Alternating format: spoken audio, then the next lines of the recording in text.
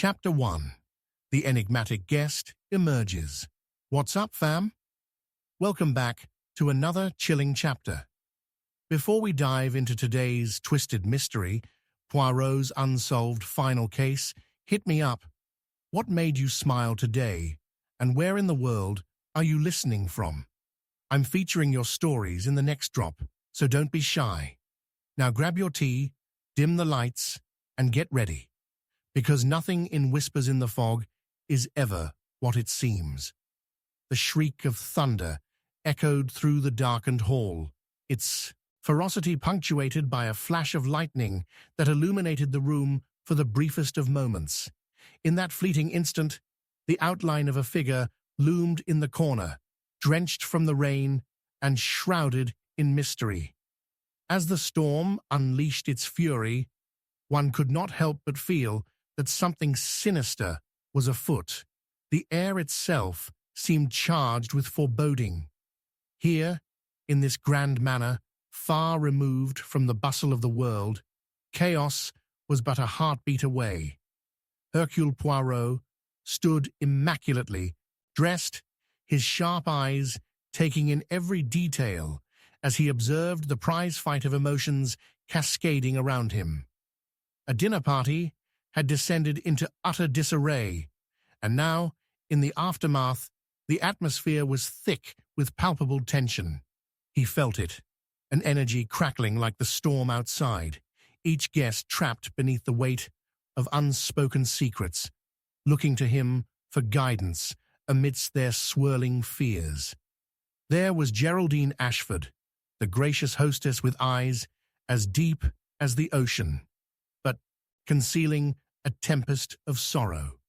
Her husband, Charles Ashford, was a brooding figure, his fingers tapping nervously against the table, as tempestuous as the weather. And then there was Edward Marsh, the handsome stranger whose arrival that very evening was already shrouded in whispers and shadows. Just as Poirot was about to engage in polite conversation, a blood-curdling scream erupted from the drawing room, cutting through the storm like thunder itself. His heart quickened, and he pushed. Through the throng of panicked guests, his mind already racing ahead, formulating inquiries, dissecting the scene. Upon reaching the source of the commotion, Poirot was met with a sight that both shocked and fascinated him. The lifeless body of Charles Ashford, sprawled dramatically upon the polished wooden floor, a crimson pool spreading ominously around him. A single knife glimmered malevolently beside him, its handle engraved with a serpentine design that whispered of hidden lineage. Oh la, a murder so brazen amidst a social gathering, this was not merely a crime, it was an audacious invitation for chaos. Poirot carefully scrutinized the fragmented expressions on the faces of those around him, searching for the flicker of guilt, the glimmer of fear that often gave away the most accomplished of deceivers. Ah, but the human heart, it hides many things, mon ami, he murmured to himself, his mind already forging a path through the enigma that had presented itself. The guests gathered in hushed clusters, their whispers blending with the rhythmic patter of rain against the window pane. Geraldine, her porcelain complexion now ashen, knelt by her husband's side, disbelief pooling in her eyes as she cradled his head in her arms. Their bond, threaded through years of shared life, now shattered in a matter of moments. Edward had surged forward, but Poirot observed how quickly his expression shifted from shock to a guarded mask. Why did he seem more concerned with clearing his name than mourning a man he had only just met?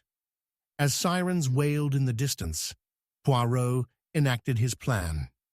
He would need to dissect every nuance of this fragile tapestry, a delicate weave of love, jealousy, and ambition. "Gentlemen," he called, his voice echoing against the blood-stained floor, "I require your full attention, for it is clear we have all fallen prey to a most cunning twist of fate this night. With barely contained poise, Poirot commenced his inquiry. He turned to Geraldine first, such grief evident in her expression. "Mademoiselle, I must know, had your husband antagonized anyone recently? A dispute? A monetary entanglement?" The woman's eyes darted towards Edward, the very subject of her husband's ire. "It was naught, but a mere misunderstanding," she stammered, her fingers trembling on her husband's shirt. Charles had investments threatened by Edward, yet it was all to be resolved. "Aha! So, young Marsh had his hand in the threads of this tragedy," Poirot interjected, watching closely as Edward's jaw tightened. "But you would not see him physically harm your husband, would you?" Edward scoffed, a nervous edge to his laughter. "You cannot suspect me simply because I disagreed with your friend here, Poirot. I had no reason to see him harmed. No reason, that is, until I found myself in a web of his lies. The investments, yes, but I never would." "But would you, Monsieur Marsh?" Poirot pressed, his gaze like a hawk's. He caught a fleeting glance from Geraldine. It was a look of shared understanding, a conspiracy cloaked thinly in her veil of grief.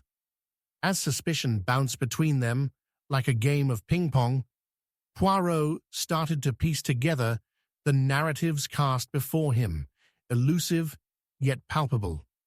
Each guest bore their own shadows, cloaked in secrets heavy enough to bend the very air they breathed, yet he could not grasp the truth fully. Shadows danced just out of reach. Hours passed, the storm outside giving way to an uneasy calm as they all settled into a fitful silence, narratives buzzing wildly in the embers of their conversation. Poirot's mind raced, connecting dots previously unseen. The subtle glance, the anxious twitch, the taste of betrayal lingering upon their tongues. He needed more. He needed the truth, buried beneath layers of deceit. The night wore on, and when it appeared Poirot was at an impasse, a sudden realization burst forth in his mind, a detail he had almost brushed aside. In his attachment to the murder weapon, he recalled the serpent engraving, the crimson, the designs, a family emblem. It belonged to the Ashfords. His heart sank alongside his revelations. Could Geraldine know more than she was disclosing? Then, like blinking lights, the pieces began to fit. He confronted Geraldine once more, now steely resolve masking her initial fear. "Mademoiselle, your grief is a veil to hide what lies just behind. A lover's quarrel? A murderous intent? Tell me, which was it?" At this, the room fell silent, the walls echoing the buzz of Poirot's revelation as he pieced together the hidden identity of the real killer. And then, in a moment that felt suspended in time, Geraldine spoke, her voice quaking. "Indeed, Poirot, there are truths unspoken. I loved Edward far more than I did Charles. The investments were a mere ruse, a camouflage to hide our affair." The revelation sliced through the room, like the dagger that had taken Charles's life. The revelation betraying the innocence of love against the stark backdrop of murder. Poirot's mind spun with the implications, the confession unraveling further secrets, lives intertwined, greed consuming hearts. In an unexpected twist, it came to light that Edward was, in fact, an illegitimate member of Geraldine's own family. A truth that whispered of betrayal, echoing deeper than anyone could imagine. The storm outside had quelled to a whisper, the darkness still looming over the manor, as Poirot prepared to uncover the final twist. In a dimly lit corner, he discovered the forgotten will of Charles Ashford, a will which revealed his intent to disinherit Geraldine, an act that would seal his identity as a villain in her story. This must end not in justice, but in the poetic justice of a heart utterly scorned. Poirot spoke softly, the gravity of his words heavy in the air. By the time the final curtain fell, and Poirot explained every sordid detail, 2 lives had irrevocably changed, shattered by the collision of love and deception. In that moment, amidst the lingering shadows of the night, he turned away from the chaos he orchestrated, leaving them entangled in their own web of misdeeds. Mon ami, perhaps it is not the mystery of murder we hunt, but the mystery of the heart that leads to our undoing. Chapter 2. Shadows in the Library. The wind howled around the old manor, a sinister wail that mirrored the anguished cries of a lonely soul. Within the darkened corners of the library, the flickering candlelight struggled to maintain its hold against the encroaching shadows. Books, dust-laden and gloomy, stood sentinel, their spines worn from years of neglect, as if the very essence of knowledge had succumbed to the weight of despair.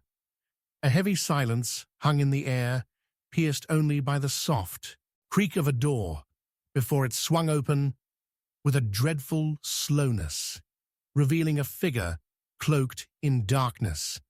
Hercule Poirot, ever the meticulous detective, took a measured breath, his senses heightened. He had not been summoned to this estate for mere pleasantries.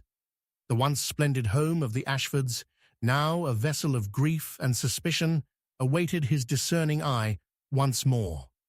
The recent tragedy echoed through the halls, but tonight he had been called to investigate another unsettling occurrence. Mon ami, it seems we are not yet free of the shadows that haunt this family, he mused quietly as he entered the library, where a ghastly sight awaited him.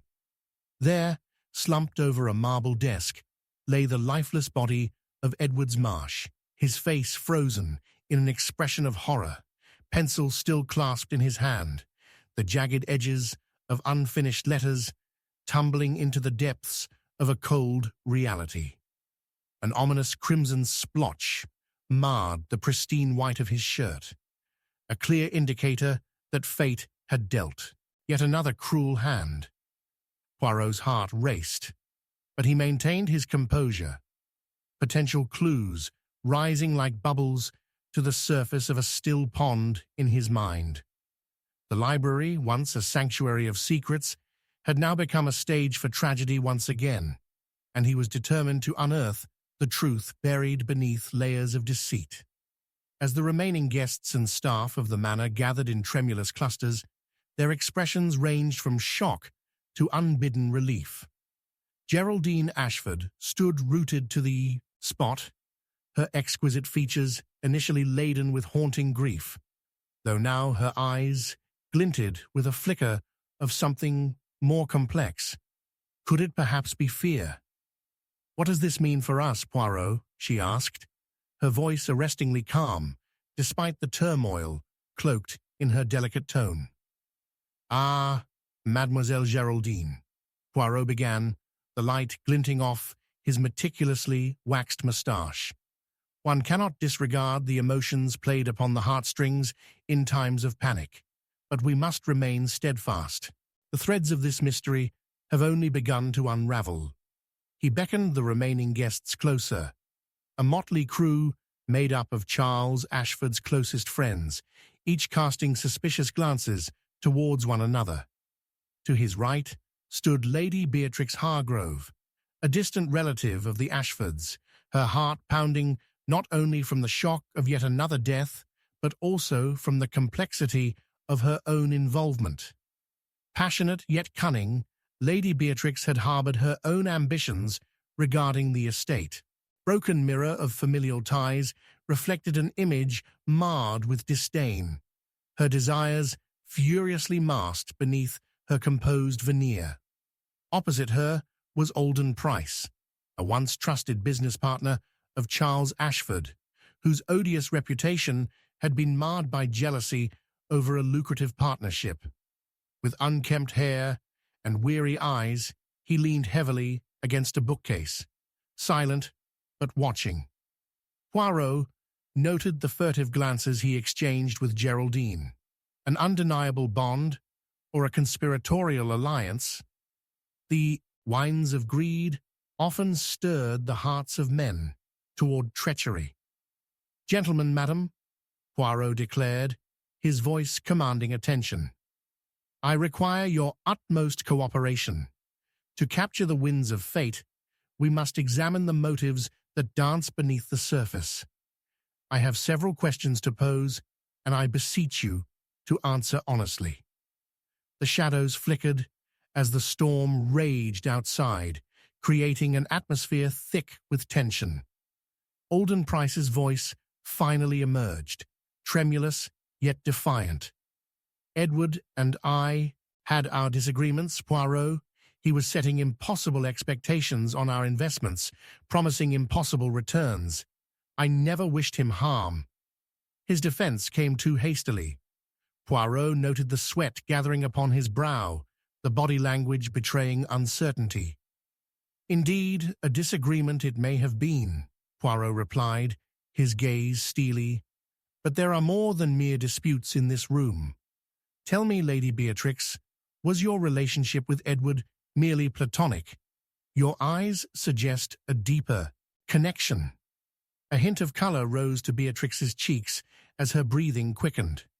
"Poirot, do not misjudge my intentions. I only sought to dissuade Edward from his reckless ambitions," she exclaimed, yet her tone felt rehearsed, tinged with an edge of defensiveness. "I cared for him, yes, but I would never give him reason for that." The investigation continued, steadily weaving through a labyrinth of accusations and concealed emotions. Clues sprouted like weeds in a neglected garden: an overturned chair, a broken quill, whispers of an argument only moments prior to the fateful incident. Poirot's mind danced with possibilities, and suspicions shifted like shadows cast upon the wall, leaving each suspect entangled in webs of deception. As the night crept onward, two pivotal turns emerged in the investigation.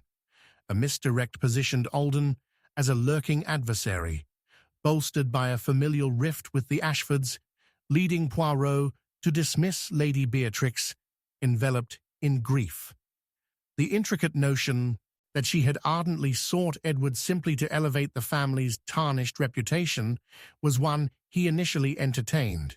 But with another sweep of his discerning gaze, he recalled a stray element: the unfinished letter loosely clutched in Edward's hand, a letter addressed to Geraldine, heart-flaying proclamations of love, threatening to turn tragic. Gathering them once more, Poirot adjusted his cuffs with a new vigor. "We stand upon a precipice of understanding, mes amis," he proclaimed. "The fate of each of you now lies exposed beneath the glow of truth." Emerging from the shadows, the revelations took flight. Geraldine's truth resonated as she stood amid the fraught circle, sorrow spilling across her poised facade. "I loved Edward," she confided, her words unspooling the tale like a silken thread. "But the familial loyalty I felt toward Charles ran deep, and as his wife, I sought to keep his secrets hidden, even as I bore the burden of my own." The final twist grasped like a vice around Poirot's heart. The unfinished letter was also the catalyst for a twisted form of reconciliation, rather than a motive for murder.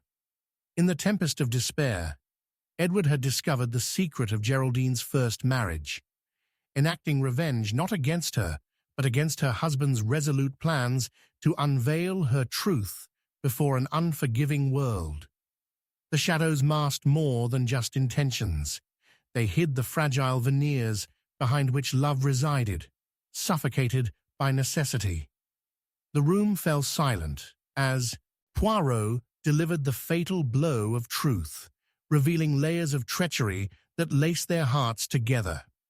"Ah, the human heart. It hides many things, does it not?"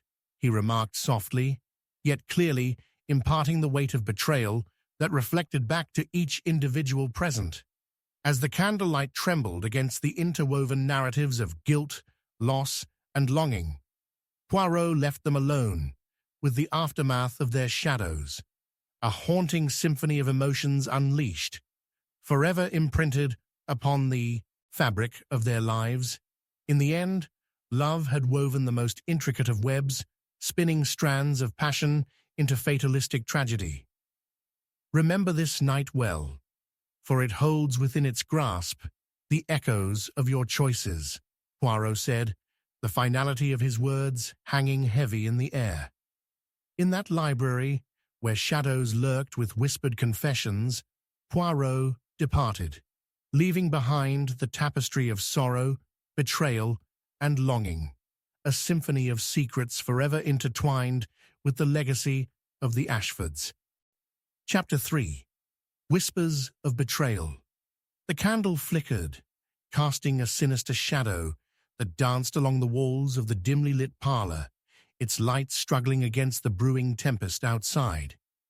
In the stillness that followed, a scream shattered the oppressive silence, reverberating through the halls of Ashford Manor like a haunting echo of despair. Poirot's heart raced, though his demeanor remained composed and unyielding. He had ventured here to unearth the truth, and now the scent of death had returned, heavy in the air, mingling with the dampness of the storm.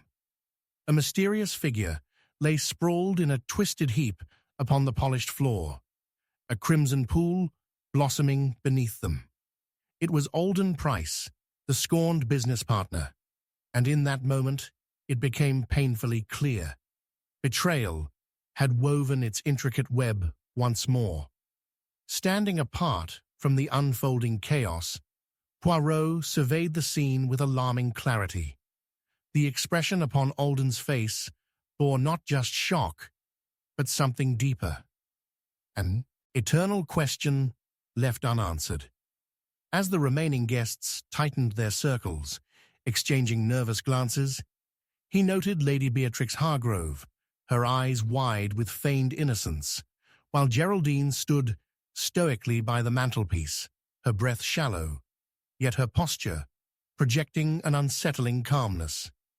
"Mon ami, I fear we dance upon the brink of treachery," Poirot murmured, his mind racing over the multitude of possibilities. The rift of trust among them felt palpable, as if the very walls of the manor held their breath. Gathering the anxious cluster of guests closer, Poirot initiated his inquiry, a calculated maneuver to unravel the complexities of human emotion that lay so tightly wound within their hearts.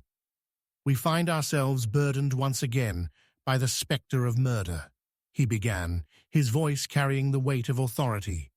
"But in order to uncover the truth, I must implore you to share your recollections of this evening." Alden's death had cast a pall over the room, and each person's reaction conveyed more than mere shock. It unveiled the shadows lurking deep within. "Indeed, Alden and I had just been discussing the fate of our business," Geraldine interjected, her tone cautious, yet laced with a subtle hint of defensiveness. "He was despondent over the state of our investments, perhaps even obsessively so." Poirot caught the slight tremor in her voice, the tightness around her eyes, a telltale sign of deception. Did fear entwine her heart alongside guilt? As Poirot examined the growing tensions, he turned his gaze toward Lady Beatrix.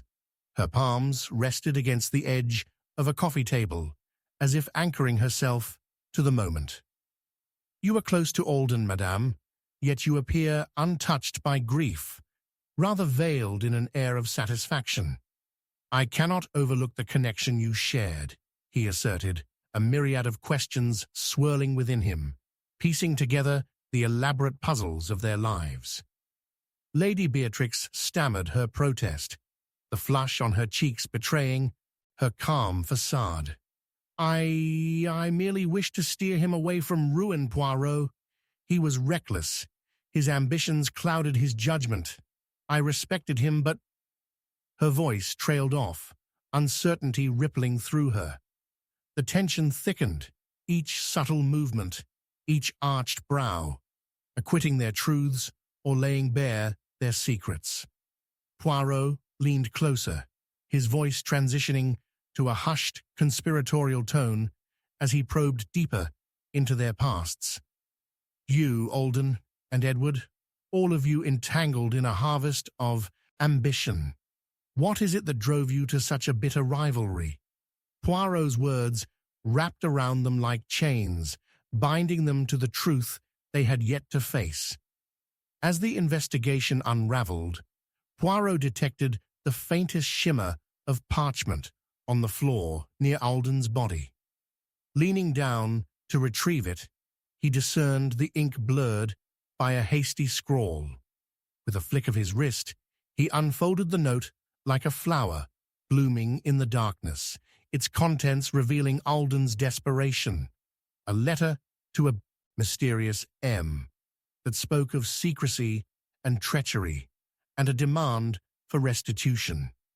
The words spun a chilling tale of betrayal that swept across his heart. "Ah, but the human heart, it hides many things, mon ami," he murmured, aware that he was just scratching the surface of this web of deceit. Alden's anger seemed directed not solely at Geraldine, but perhaps at a larger conspiracy.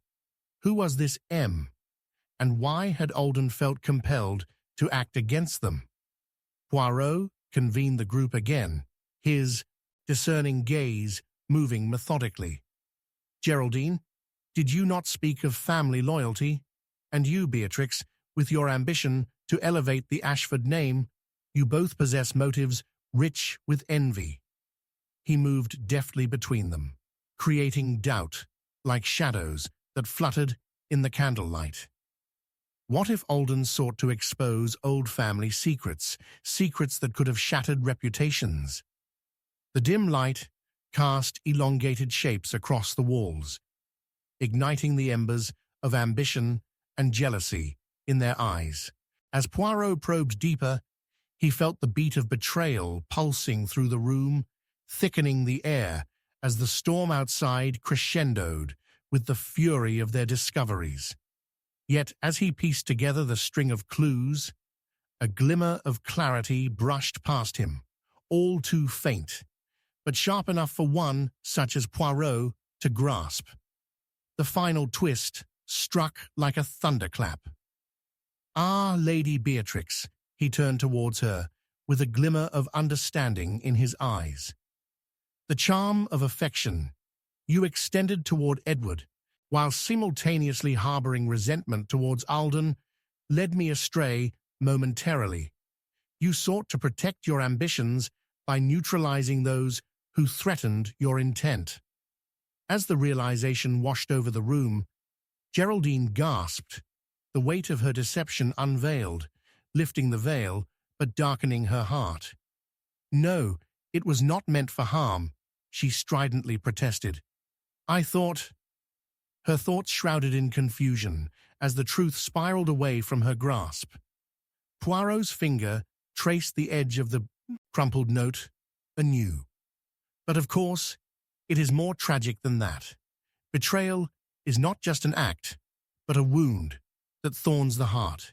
You dismiss the dangers of your entangled fates, unaware of how deep their roots intertwined with your own ambition." He spoke softly, profoundly, feeling the weight of every word. As realization dawned upon them, the candlelight flickered dangerously, casting long shadows of guilt across their faces. In those solemn moments, Poirot drew upon the remnants of Alden's letter and the unraveling tapestry of familial ties. What began as ambition had twisted into greed, casting a shroud of deception across each heart present. You concealed the truth of your desires beneath layers of friendship. In the end, loyalty cost you more than you could have ever imagined. The finality of Poirot's words lingered like dark smoke in the air, as the weight of betrayal settled heavily on the shoulders of those before him. Each mystery unfurled into a symphony of lost trust, forever echoing through the hallowed halls of Ashford Manor. As he exited their midst, the storm outside finally broke, rain cascading in torrents, cleansing the sins etched into the very foundation of their lives. Remember, my friends, it is not merely the act of betrayal that assails us. No, it is the haunting knowledge that often we betray our own hearts first.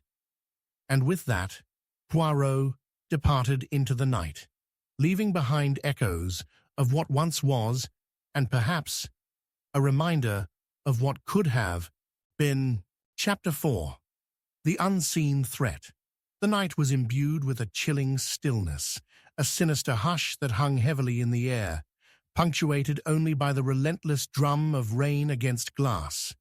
Thunder rumbled ominously, echoing like a growl from a great beast lurking in the shadows, while flashes of lightning illuminated the grand yet oppressive hallways of Ashford Manor. It was within these darkened corridors that dread coiled tightly around a certain gathering. As the guests exchanged furtive glances, their hearts caught in the liminality of fear and suspicion.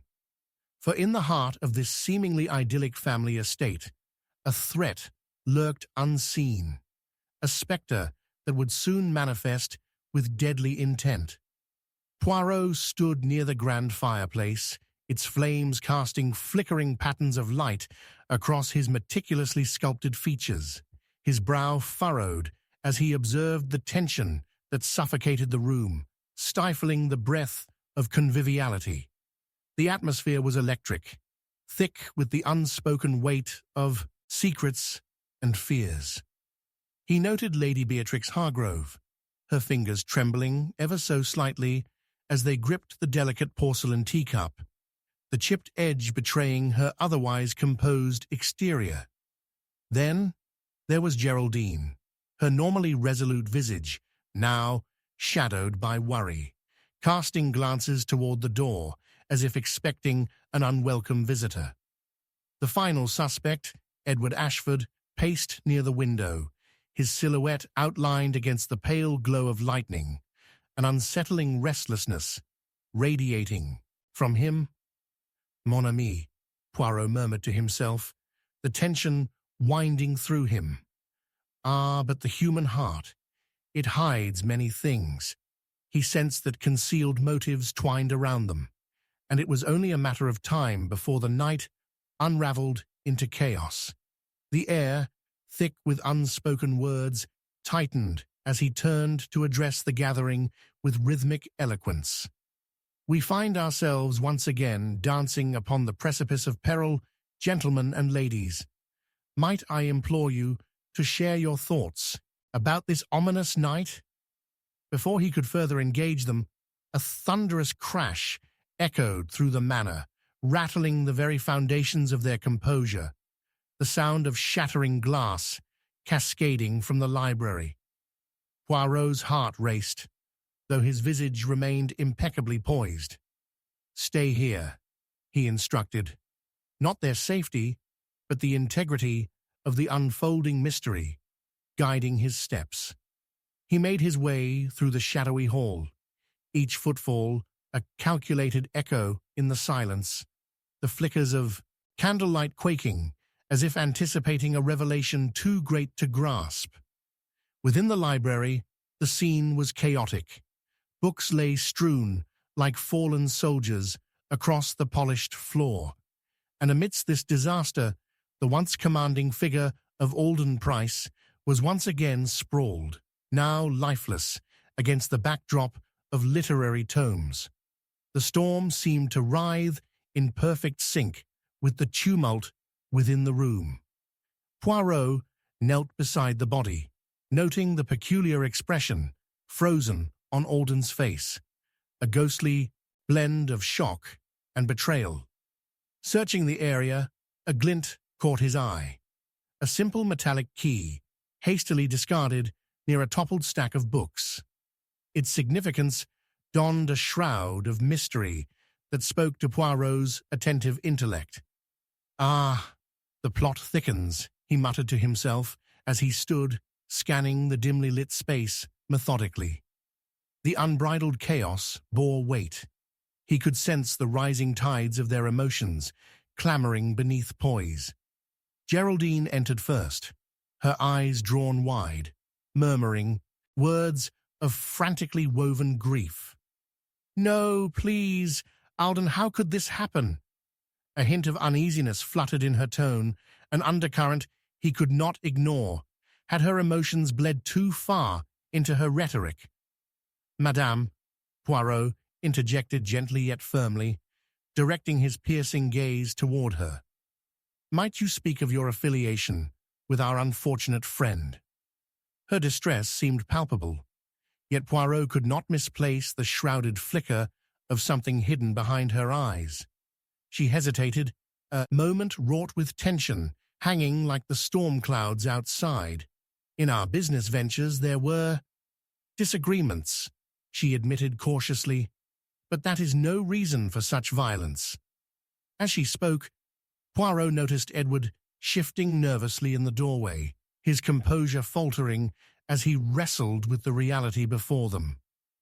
"Edward, my good friend," Poirot addressed him, his voice even and assured. "What of your relationship with this man? Did you not share dealings that thrived and faltered amidst tensions?" Edward swallowed hard, his voice a mere whisper.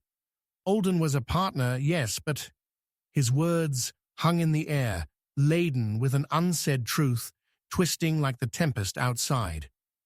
"Indeed, jealousy can be a potent poison," Poirot remarked, piecing together clues as he observed Edward's averted gaze, further entwining suspicion around his chest.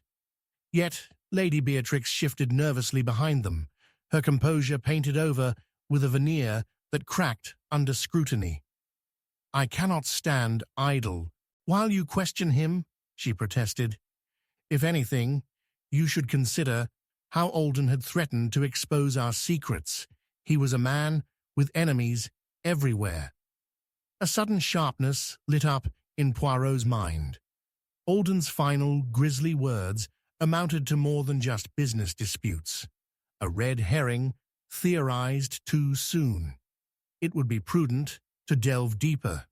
With each twist of the dialogue, layers of betrayal began to peel back, like the pages of a long-read manuscript.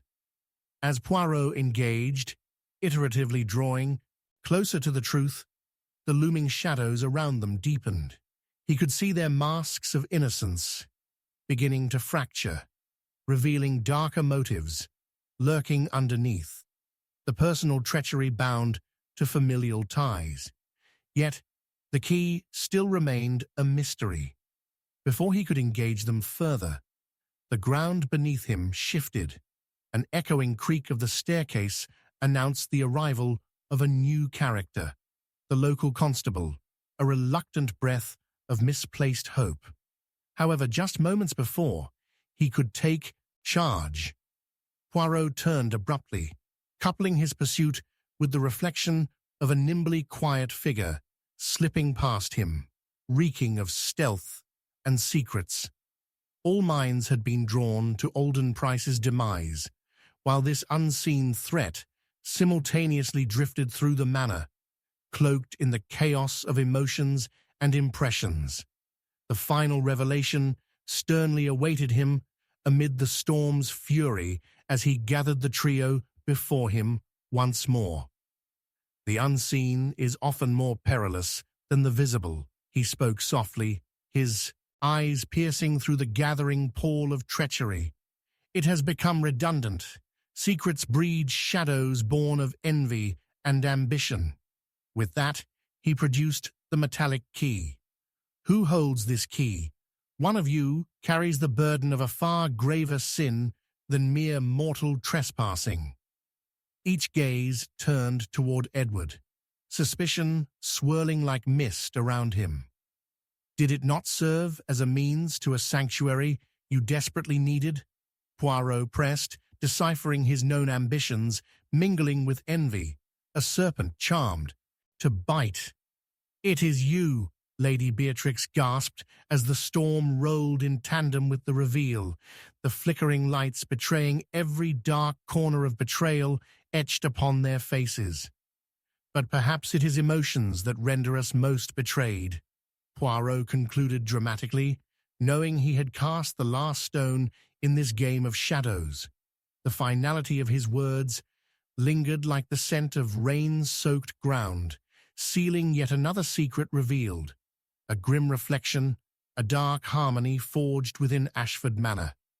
As Poirot departed, he looked over his shoulder one last time, the gloom of the storm fading beneath the heavy breaths of their despair. "Remember this night, my friends.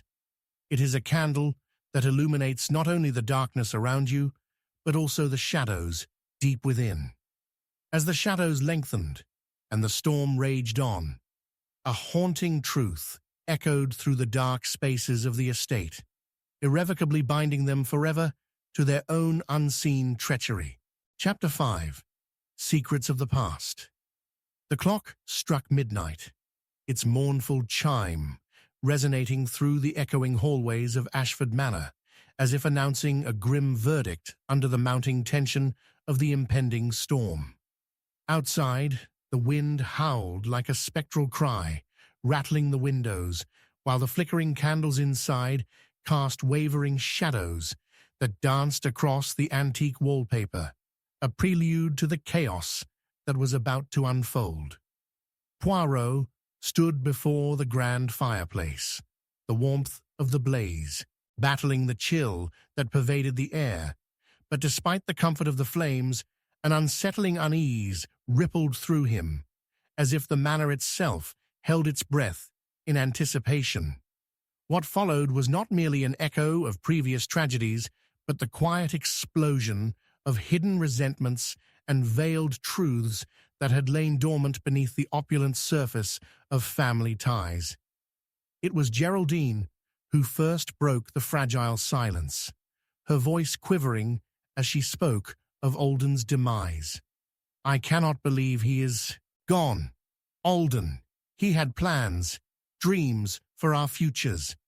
Her words hung in the air, heavy with unexpressed emotions, but Poirot noted the peculiar tightness around her eyes, the flash of something akin to relief as she spoke of her dead companion.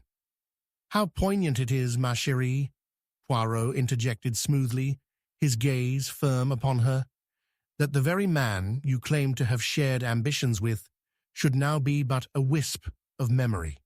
Would not your own heart linger in such a moment?"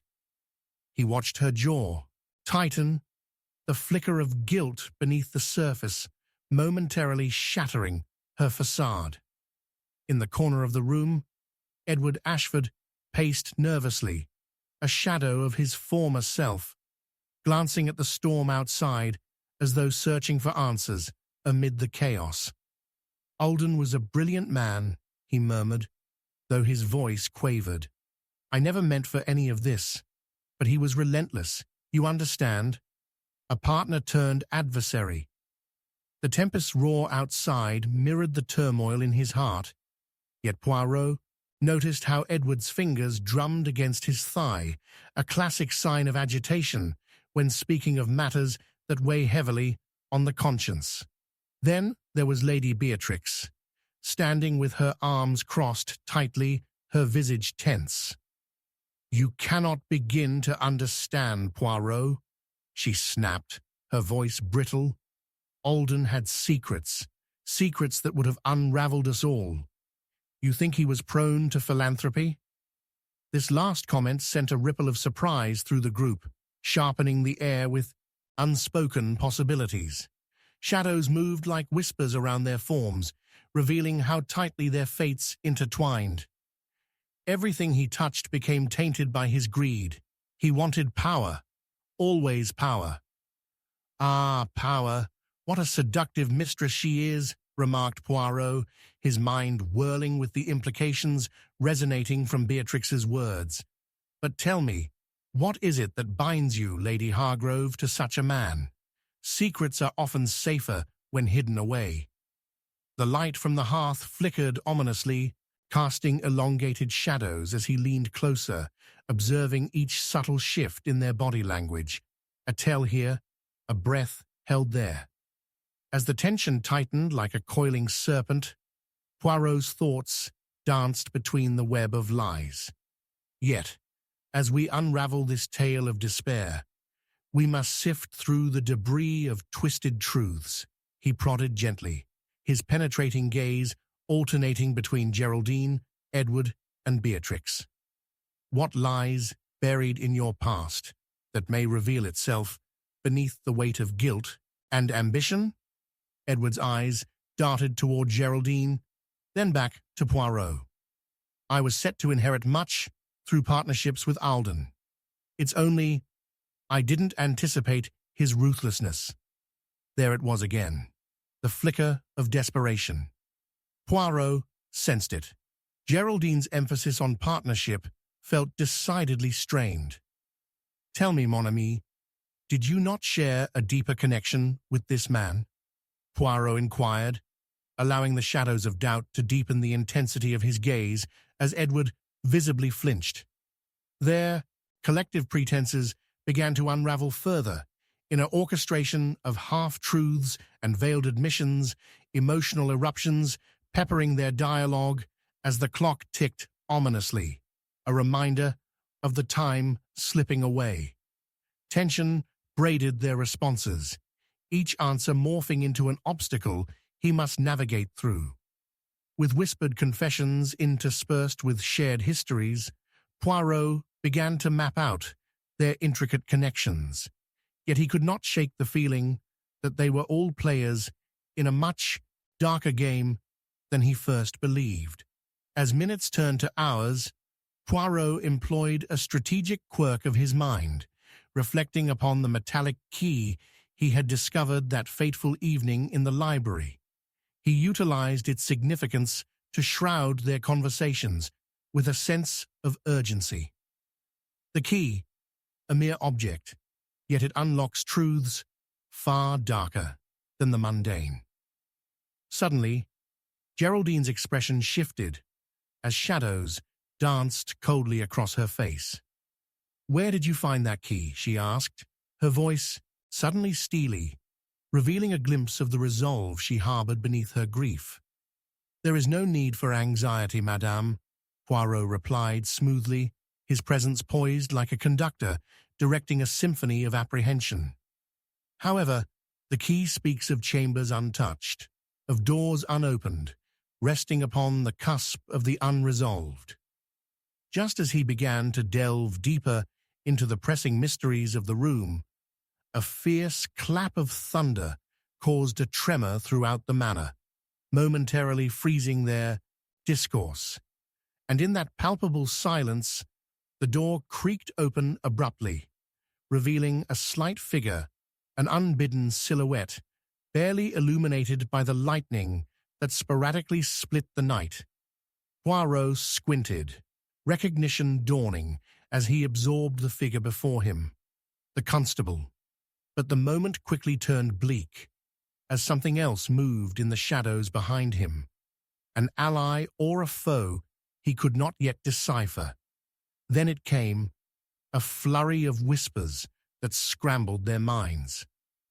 "Alden wasn't just killed, he was silenced," cried Edward, the poignant desperation creeping into his voice as the tension crackled like static electricity.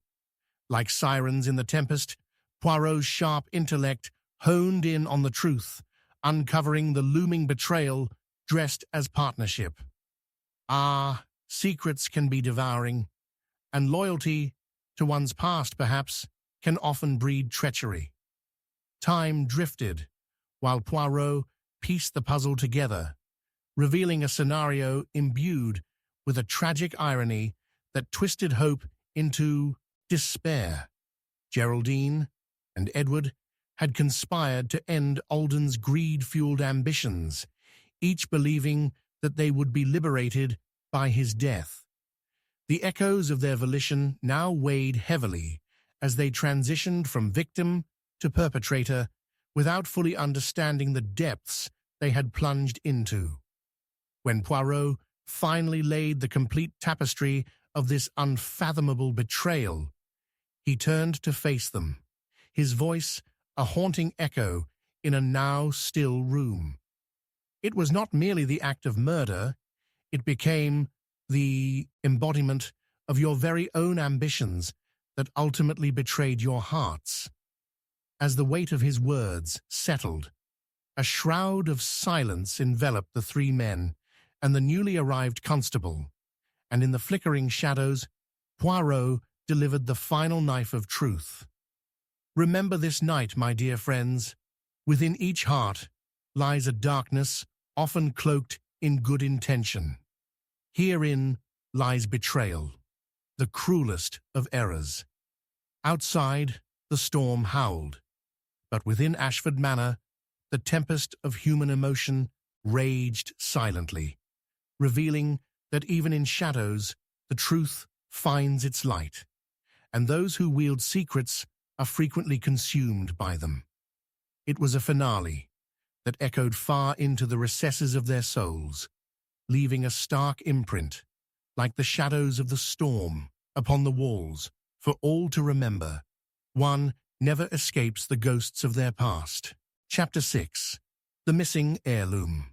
The storm raged outside Ashford Manor, its angry winds howling like the tortured souls of the past, while inside, a more personal tempest brewed among its inhabitants. Poirot, ensconced in the dimly lit drawing room, sensed an undercurrent of tension that made the very air crackle. A flickering candle cast unsettling shadows across the antique furniture, amplifying the unease that had settled over the gathering. As the clock struck 11, announcing the hour with its mournful chime, a piercing scream shattered the oppressive silence, echoing eerily through the halls. Geraldine burst into the drawing room, her face pallid, eyes wide with terror. "It's gone! The heirloom! It has vanished!" Her voice trembled, breaking the fragile facade they had all donned since Alden's death. The antique brooch, a family heirloom dating back generations, had been a talisman of power and legacy, an object of desire that could spark fervent ambitions and hidden desires. Poirot observed her closely, noting the subtle quiver of her hands, the slight hitch in her breath, and the fleeting glance exchanged between Edward and Lady Beatrix. "Ah, ma chérie," he began gently, his voice silk over gravel. "Might I dare inquire as to the circumstances of its disappearance? For in such details we may uncover not only a crime most foul, but also the dark musings of the heart." Edward Ashford stepped forward, his usual bravado fraying at the edges. "It must be the storm. Perhaps it was misplaced. An oversight amidst the chaos. How could this happen?" The words came tumbling out, a mixture of defensiveness and nervousness.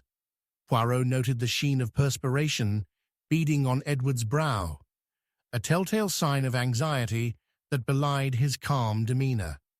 Lady Beatrix, arms crossed tightly, regarded them with narrowed eyes. Or perhaps it was not misplaced at all. Alden's design for the future relied on that heirloom. With it gone, who knows what alliances might unravel. Their gazes flickered with unspoken accusations, and Poirot felt the burgeoning animosity whip through the room like the storm outside. With a thoughtful expression, Poirot interjected, weaving through the charged atmosphere.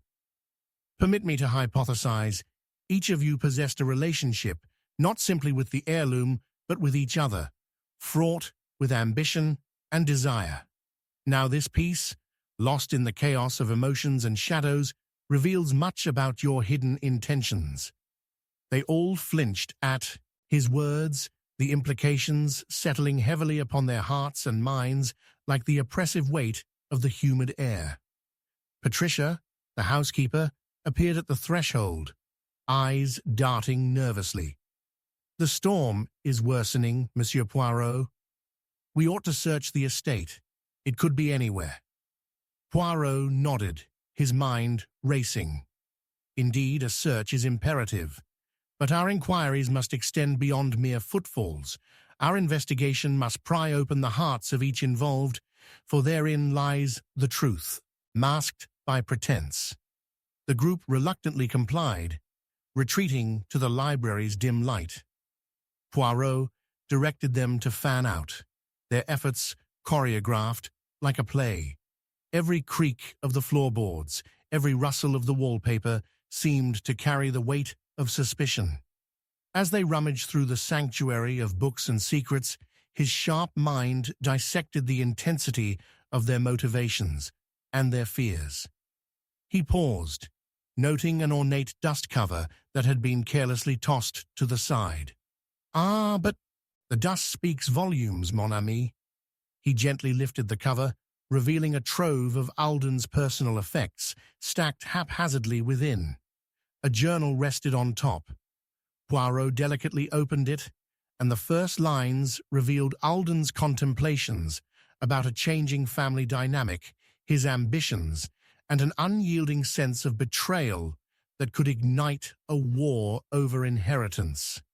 "Look," Geraldine exclaimed, pointing to a passage describing the brooch as not merely a piece of jewelry, but a conduit for power, a symbol Alden wished to redefine. He was tormented by its significance, but Poirot sensed more behind her impassioned claims, a deeper jealousy, possibly lurking unseen. The storm outside reached a crescendo, a loud crash echoing as the lights flickered ominously. Poirot seized the moment. "It is intriguing, is it not? This heirloom becomes the focal point of your kinship, your loyalties. Each one of you may possess a motive for its disappearance." He turned to Lady Beatrix, who appeared increasingly agitated. "You've harbored your own ambitions connected to this brooch, have you not? Perhaps the loss becomes a chance for new alliances." Beatrix's posture tightened. "You are wrong, Poirot. This isn't about me." "Ah, my dear," Poirot replied smoothly. "But is it not? Trust, like the brooch, can vanish into the unknown when the winds of ambition whirl about." As suspicions twisted with accusations, Poirot could feel the tension thickening, funneling toward a pivotal climax. Suddenly, he perceived a slight glimmer through a crack among the bookshelves. "Ah, what have we here?" He approached and gingerly removed an ornately carved box, its latch slightly ajar. Inside lay the heirloom, still vibrant, yet fit to adorn only the treacherous. Gasps erupted around the room, emotions swirling through each suspect in a montage of relief and anger. "You see," Poirot proclaimed, "the brooch was not stolen, but hidden, like the truths you all wish to evade." He turned to Edward, whose tension spiraled into a realm of vulnerability. "You see, mon ami, your pretense of innocence was merely a mask. It is not the absence of the brooch that revealed the betrayal. It is the very emotional groundwork upon which your ambition stands." Edward's mask slipped entirely then, frustration spilling forth. "You misunderstand. We were going to return it to its rightful place. Alden didn't deserve its heritage." Poirot observed how each wound had become entangled in the other's desires and aversions. "Alas, you are right, Edward, because Alden's ambition and your own have stitched this tapestry with ulterior motives." The storm outside unleashed its fury, resonating through the manor like thunderous applause for the climactic revelation. Poirot felt the air shift, emotions converging in the room with a decisive intensity. "You accuse each other of theft and greed, yet the brooch was not the only hidden element. Each of you lacks authenticity with one another, a facade overlaid with deception, it seems the heirloom became a mere tool, buried under your greed and self-deceit. Silence enveloped the room, punctured only by the echoes of breathing and the relentless storm outside.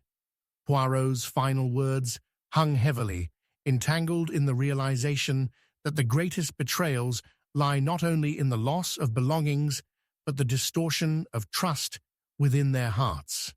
For in every heart lies a darkness cloaked in whispered intentions, and it is within these shadows where truths lay buried, waiting to surface, like the tempest that raged on outside. Chapter 7. Clues on the Table. The crack of thunder echoed through Ashford Manor, rattling its very bones, as if the house itself were trembling with the weight of the secrets it harbored. In the dim light of the drawing-room, flickering shadows danced upon the walls, mingling with the tension that clung to the air.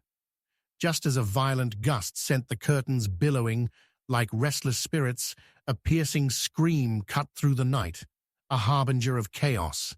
"It's him!" cried Edward, his face ashen, pointing toward the hearth, where the lifeless body of the constable lay sprawled. He discovered too much. The sudden downfall of another life sent shockwaves through the gathering. Geraldine clutched her brooch, its glimmer now an ominous talisman against the fate that seemed to plague them all. Lady Beatrix, her brows furrowed with despair and determination, scanned the visible corners of the room as if invoking the spirits of the past to reveal their truths. Poirot, ever the composed figure amidst turmoil, stepped closer to the body, his piercing gaze absorbing the details with unsettling clarity. "Ah, but the human heart. It hides many things, mon ami," he mused, the gears of his mind whirring with the weight of possibilities.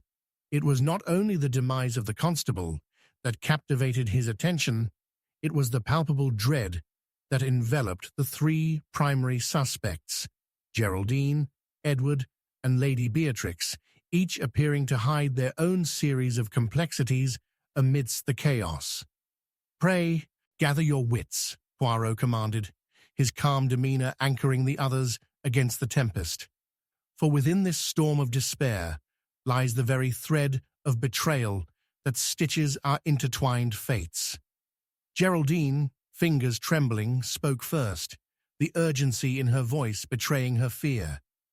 "He was going to expose us. I found him snooping around earlier, questioning the motives behind Alden's death. We had to silence him." Her words, a frantic confession, reverberated in the room, and Poirot's eyes narrowed, discerning the modulations of truth and deception. "Naturally you are disturbed, mademoiselle, but may I inquire into your intimate knowledge of the constable's actions?" Poirot questioned, the tension threading through his intonation like fine silk. Geraldine faltered, glancing at Edward before focusing back on Poirot. "Perhaps he spoke to you, Edward," Lady Beatrix interjected, a sibilant tone underscoring her accusation. "You had your own ambitions. Two men vying for power seldom leads to harmony." Edward's retort came quick, a flash of ire illuminating his features. "He was a nuisance, that's all. You both know I had nothing to do with this murder." Poirot sensed the whirlpool of emotions churning beneath their exchanges, leading them all into a spiraling quagmire of guilt and fear. The room cradled shadows, and with each spoken word, Poirot caught whispers of the inmost thoughts hidden beneath their facades. As the tension swirled, he began to explore the room with deliberate grace, taking note of every clink of glass and rustle of fabric. There, amid the clutter of fallen books and scattered notes, lay a scrap of paper, crumpled and discarded. It bore a few inscribed words: "Unravel the past, for the heirloom holds the key." Poirot's heart quickened, yet it was the murmur of fear in the eyes of Geraldine that latched on to his attention next. An ember of oversight awakened as he realized they all shared an interconnected history rooted in betrayal. "Each of you holds an essential piece of this puzzle," he said thoughtfully, letting the tension stretch like a taut string. "Yet you speak in half-truths, tainted by your ambitions. Do any of you wish to enlighten me as to your past disputes concerning Alden and the brooch?" As shadows fluctuated with uncertainty, Geraldine blurted, "Alden crushed our dreams. He squandered our inheritance, and without that brooch, he remained blind to its true value. We had every right to want him gone." The weight of her admission resonated like thunder, sweeping through the assembled group in cascading waves. Ah, but were his ambitions so abominable that they warranted murder? Poirot probed, his eyes flitting between them, gathering their reactions. "Lady Beatrix, your expression tells quite a tale. You claimed to be loyal to Alden, yet conceived a protective plan woven in your desire for restitution." "You misunderstand," Beatrix snapped, a volcanic fervor bubbling beneath her cool exterior. "He treated me like a pariah, yet I remained bound by duty. This brooch symbolizes a legacy that transcends inheritance. It is power, and you must understand what it cost me to be loyal." All her words dripped with fervent gravity until Poirot gently interjected, his observations becoming sharper. "Loyalty, like gold, can become treacherous. You all murmur similar allegations. Betrayal, greed, ambition, but it remains curiously absent of the heart. What, then, would catalyze the deadliest of sins among you?" At that moment, another crescendo of thunder rumbled ominously, as if nature were mirroring their disarray. Poirot turned his attention back to the body. In the corner of the room, previously obscured by gloom, a small dagger glinted beneath a table, a detail igniting a spark in Poirot's mind. "Mon Dieu, the dagger," he mused aloud, "a weapon of choice or a weapon of deception? It appears our constable possessed a knowledge he ought not to have unearthed." He knelt, lifting the dagger gingerly, revealing the blood still fresh on the blade. "Who amongst you concocted the subterfuge to silence him forever?" Poirot demanded, as eyes darted nervously between one another, filled with guilt and the rent of secrets escaping like wisps of smoke amid the onslaught of emotional turbulence. As the answer rippled through them, a sudden realization dawned upon Poirot, compelling him to connect the reflections of truth with the illusions they had woven. "There it is, a ruse, your blame cast upon each other, concealing the true architect of your sins." His voice rang out sharply, unveiling a twist shrouded by intricacies unseen. "Edward, you orchestrated the chaos, but with the dagger hidden, it suggests a second party was dormant, waiting to strike, to embody treachery. Was the blade an instrument to compel your advancement?" Their gazes turned toward Geraldine, her shock unveiled as she stepped back, the realization dawning upon her blood-drained complexion. "I let you deceive me, but you had every reason to silence Alden, hadn't you? He was about to unravel our past, to disclose our complicit ties," Edward seethed, accusing yet unable to mask his own fear of recognition. You orchestrated his whispering with the constable." Poirot's heart pounded as layers of pretense began to peel away. "No, this cannot be. It is you, Lady Beatrix.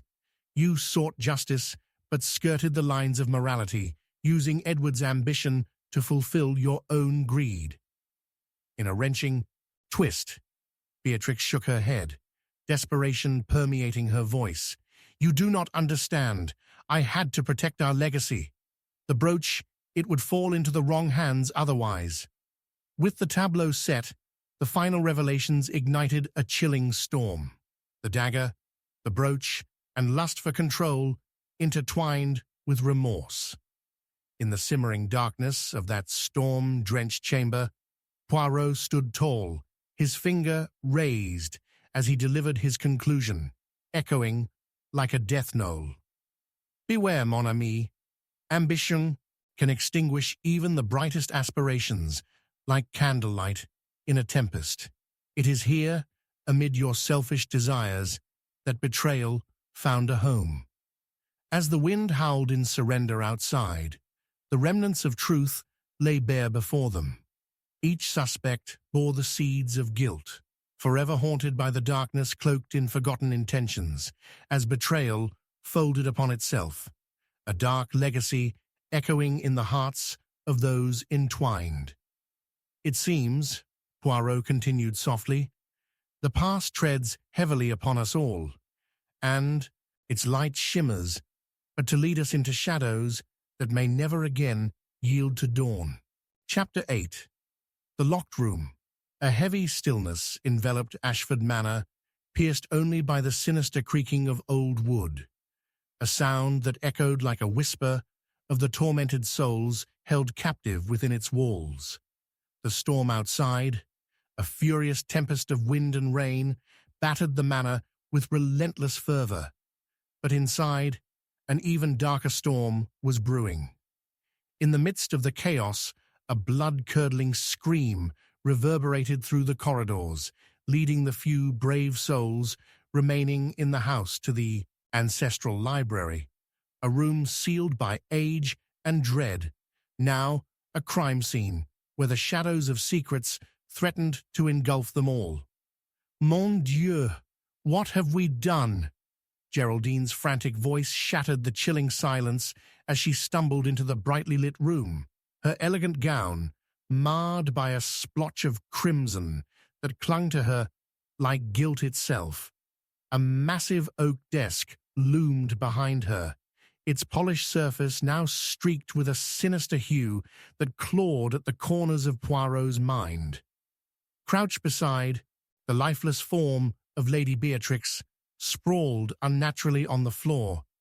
Edward's eyes glistened with a mix of horror and recognition. His hands trembled as he gripped the edge of the desk, the revelation that they had all come undone under the weight of their own deceptions.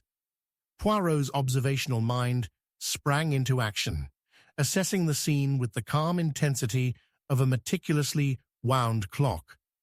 Ah, but the human heart, it hides many things, mon ami, he mused silently, keenly aware that each person gathered within these four walls bore not just grief, but the torment of shared ambitions gone awry.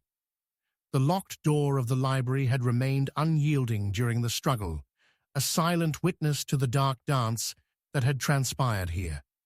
We must glean the truth before the shadows claim us entirely, he urged, his voice smooth, cutting through the chaos with an air of authority. With the body of Lady Beatrix now chillingly still, the shadows swirled around them, as if animated by the tension thickening in the air. The other two suspects, Geraldine and Edward, exchanged furtive glances, undercurrents of fear running like an electric current between them. Poirot sensed a tempest of emotions, nowhere near quelled, as he began to unravel the tangled threads of their lives. Geraldine, he began, his gaze fixed sharply upon her, you were closest to Lady Beatrix. Tell me, what transpired in the moments leading to her demise? Oh, Monsieur Poirot, Geraldine's voice faltered, eyebrows knitting together in confusion. We argued over the brooch. It is the key to our inheritance. I wanted to save it from Alden's grasp. Ah, the brooch again, Poirot interjected, a hint of amusement dancing on his lips, a symbol of both ambition and treachery. But alas, the room was locked from the inside. How could anyone have entered? Edward, still staring at Beatrix's slumped body, suddenly interjected, anxiety flooding his voice. What if it was not merely the three of us in this room? What if someone else had the opportunity to slip in while we were engaged in other discussions? A chill snaked through Poirot's spine, a slip of possibility that unraveled like thread from a spool. Indeed, you raise an interesting proposal, but what of the locked door? What if the key lies in your past connections, secrets buried so deeply that even they might find their way to the surface in times of bloodshed? As he leaned closer to the body, Poirot's eyes zeroed in on a curious detail. The brooch, worn by Lady Beatrix, was no longer upon her chest, its absence provoking an instinctive rush of unease. "Where, I must inquire, is the brooch?" he asked, his words sinking into the maelstrom of loyalty and ambition. Edward glanced away, his throat working on a sudden lump of nervousness. "We had planned to what? To reclaim what she had denied you?"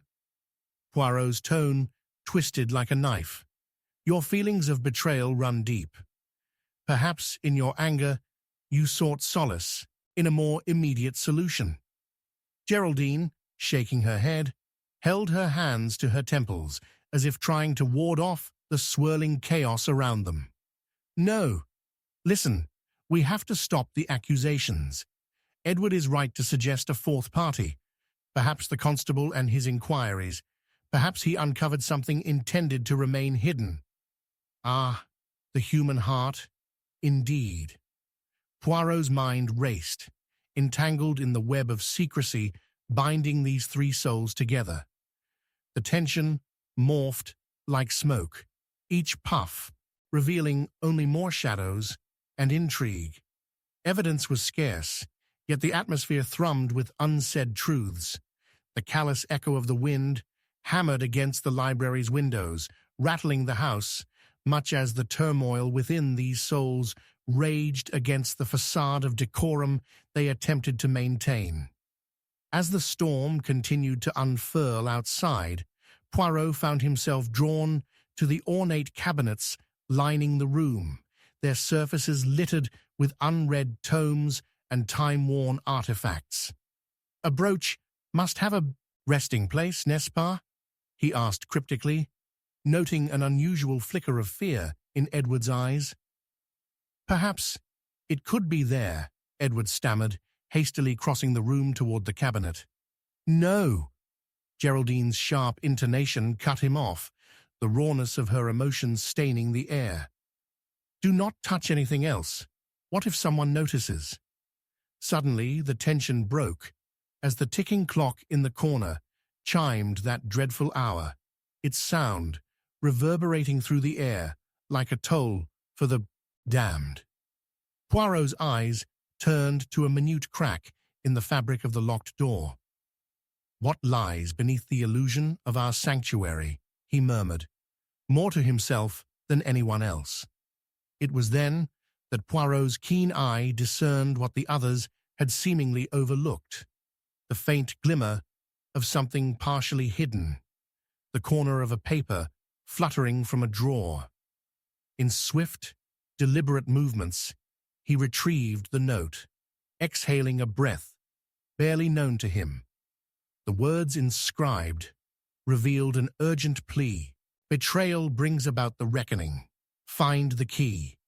"Ah, the key, like the brooch, can be a weapon against oneself," Poirot exclaimed, piecing together an ominous puzzle that revealed betrayal was but a symptom of deeper wounds.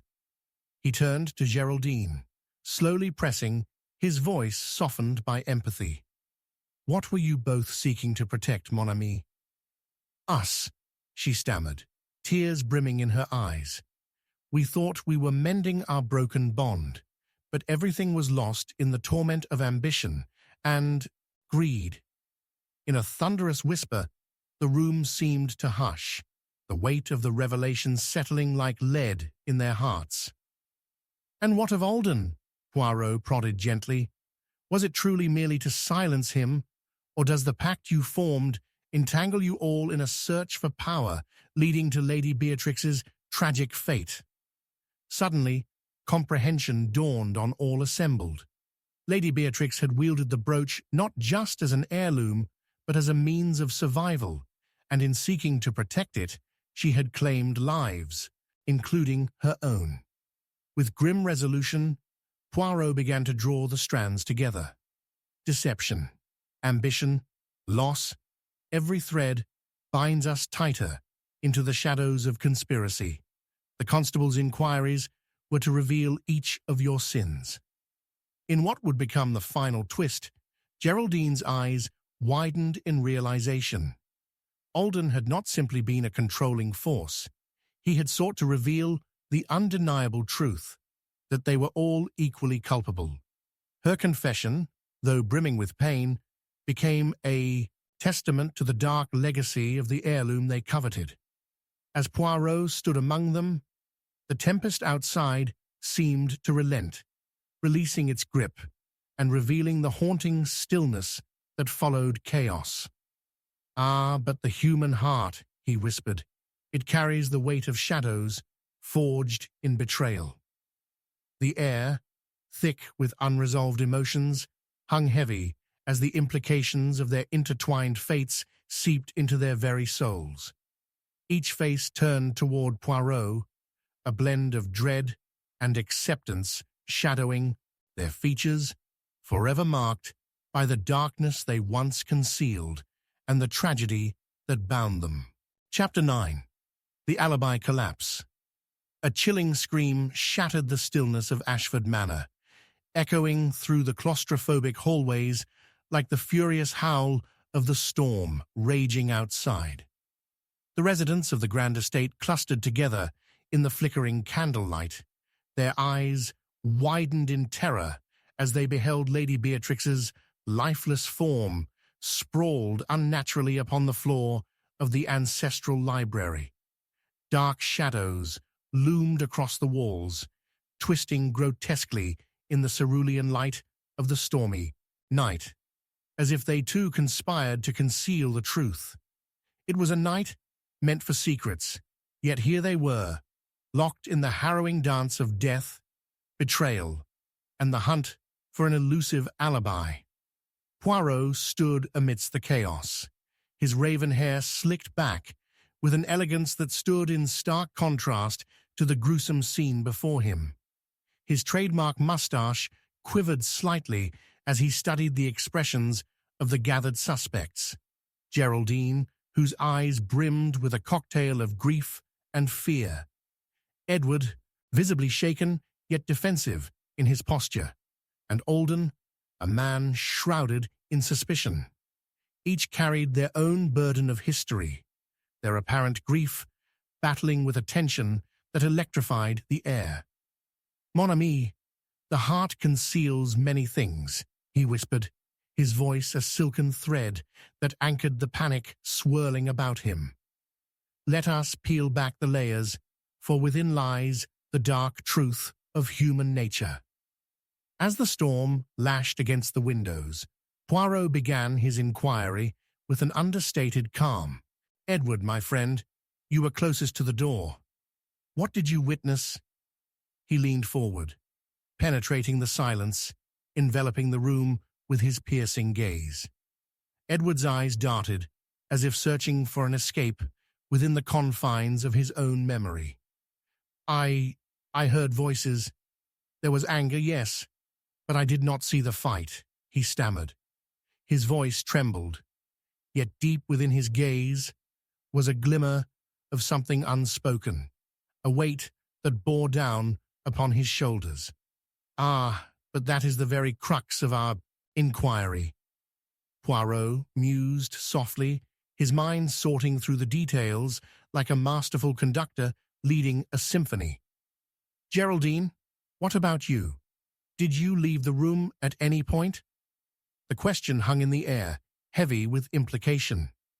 Geraldine's fingers twisted nervously in her silk gown, her breath catching in her throat. I was with Lady Beatrix the whole time. We were arguing over the brooch. The estate depends on it."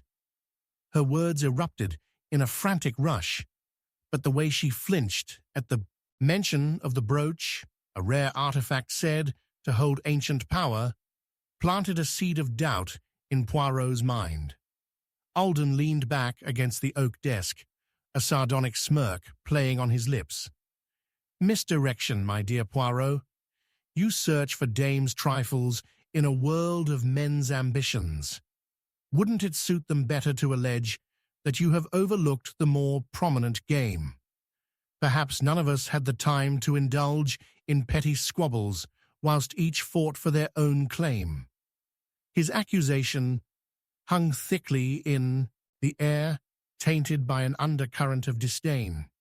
Poirot, ever the master of observation, shifted his focus to Alden, whose visage bore the coldness of a calculating mind.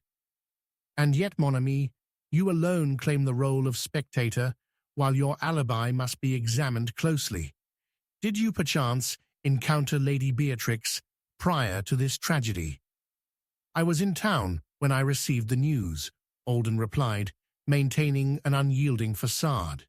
But in his posture was a flicker of unease, an infinitesimal tension that betrayed him to those who knew where to look. The storm intensified, rattling the windows with an ominous rhythm. Poirot noticed a drip of blood seeping from under the heavy oak desk, pooling around Lady Beatrix's lifeless form. "A detail, it appears, we overlook," he murmured, kneeling beside the body. There, at the edge of her unyielding hand, was a glimmering object, a small, antique locket, half hidden beneath crimson stains. "Could this be the key to unraveling our mystery?" he mused, and as he held it aloft, the locket caught the pale light, revealing a portrait inside, a woman's face, strikingly familiar. A trickle of realization sifted through Poirot's mind like a cool breeze, igniting the shadows, whispering across the room. Confronting Geraldine, he asked, "The women in these portraits, are they not the ones in your family? Is there a reason they bear such a resemblance to your long-lost kin?" Her pale countenance blanched, a flush of color robbing her of strength. "How did you—" she gasped, a trembling breath escaping her lips. "Mon ami, I tend to see beyond mere appearances," Poirot replied, noting how her fingers twisted even tighter in her gown, revealing not just her fear, but possibly a deeper secret. The pieces were starting to click together, but the ultimate picture was yet blurred with ambiguity. The investigation simmered, each suspect unveiling layers of deceit, yet an innocent air twisted around the room. Poirot gathered them again for further questioning, his voice calm yet commanding. "Let us ponder the timeline of the crime. At which juncture did each of you depart the company of Lady Beatrix? Perhaps the answers lie hidden in your perceived alibis." Under scrutiny, accusations flew, shifting blame like a willow in the wind. Edward's alibi seemed contrived, a patchwork of uncertainty that did not withstand Poirot's scrutiny. "You were all in the house, all present. Can it be that the betrayal emerges from within?" he pressed, narrowing his eyes at them all.